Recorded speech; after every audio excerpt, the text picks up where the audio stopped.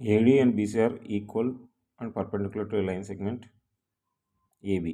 AD ఎక్కడ ఇది, BC ఇక్కడ are perpendicular to line segment. ఇప్పుడు AB అనే ఒక లైన్ సెగ్మెంట్ ఇలా తీసుకుంటే దానికి ఇది పర్పెండిక్యులర్, ఇక్కడ AD కూడా పర్పెండిక్యులర్.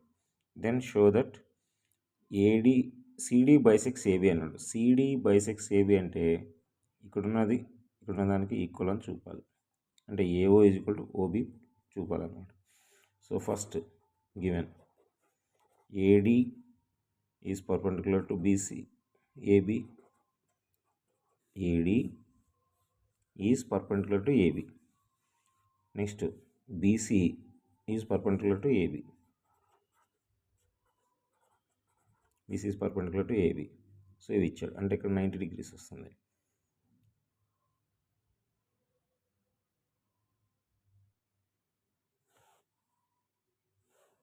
సో మనం ఇప్పుడు ఏం చేస్తామంటే in triangle AOD and BOC, triangle BOC తీసుకుంటే ట్రయాంగిల్ AOD BOC తీసుకుంటే ఇక్కడ AOD ఇలా ఉంటుంది.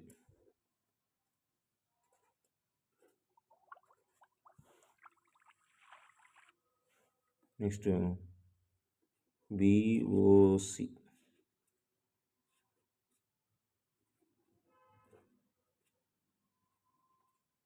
ఇలా ఉంటుంది. సో ఇప్పుడు చూడండి, ఇక్కడ 90, ఇక్కడ 90, అంటే యాంగిల్ DAO, యాంగిల్ CBO ఎందుకు ఈజ్ 90 degrees. రీజన్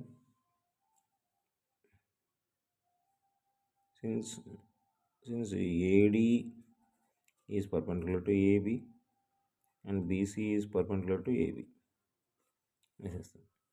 నెక్స్ట్ ఈ యాంగిల్ ఈక్వల్. నెక్స్ట్ వచ్చేసి ఇక్కడున్న యాంగిల్కి ఇక్కడున్న యాంగిల్ ఎలా, ఇక్కడ మెయిన్ ఫిగర్ చూస్తే angle AOD is equal to angle BOC. Angle BOC vertically opposite angles, vertically opposite angles are equal. So అవి రెండు ఈక్వల్, అంటే వర్టికల్లీ ఆపోజిట్ యాంగిల్స్ ఇది ఈక్వల్. నెక్స్ట్ ఇంకోటి ఏంటి,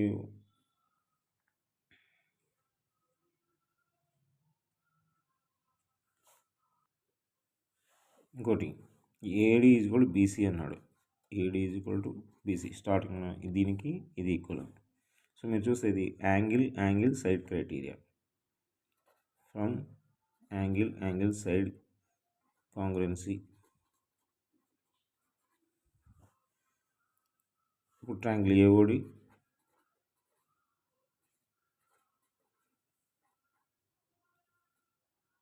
is congruent to triangle BOC తీసుకుంటాం. So corresponding parts of from CPCT, corresponding parts of congruent triangles. అప్పుడు ఏమవుతుంది,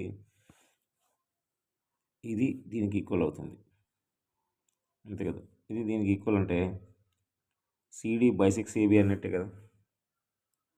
AO is equal to BO, అంటే ఏదైనా రెండు పార్ట్స్ ఈక్వల్ అంటే దట్ ఈస్ CD బైసెక్స్ AO.